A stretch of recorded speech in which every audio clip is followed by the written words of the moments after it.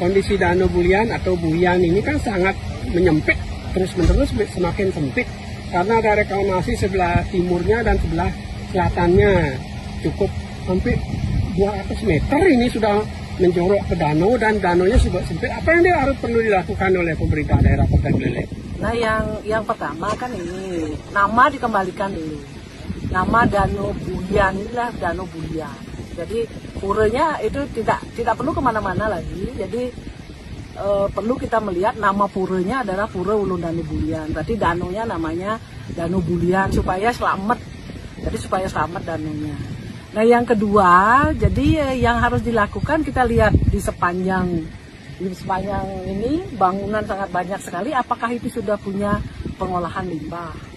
Nah, karena tidak punya pengolahan limbah, akhirnya semua limbah itu masuk ke danau. Dan apakah sudah bangunan-bangunan yang menjorok ke danau itu sudah memiliki izin?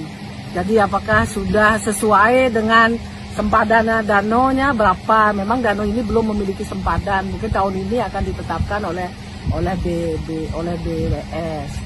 Dan sudah itu, nah sekarang yang perlu dilakukan, nah ini waktu tahun 1999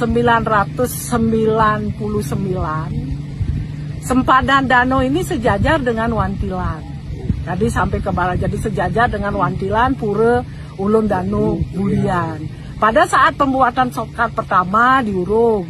Nah sekarang membuat juga di atas juga lagi dikasih tanah. Nah sudah itu sampai sekarang danaunya juga dikasih beton di dalamnya supaya ini gampang jalan di danau. Nah ini Semeton Ring Buleleng nih ya, Semeton Ring Buleleng itu kan juga saking Buleleng ya, terutama Buleleng tengah sampai ke barat.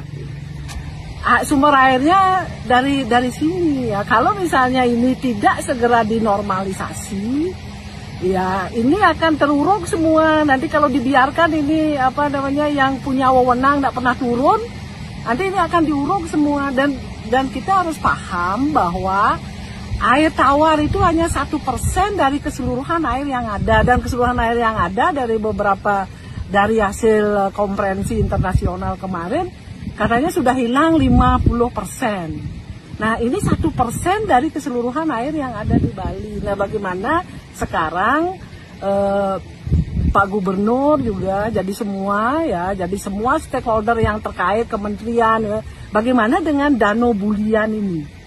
Apakah kita biarkan seperti ini atau ada gerakan yang bisa menyelesaikan, mengeruk dan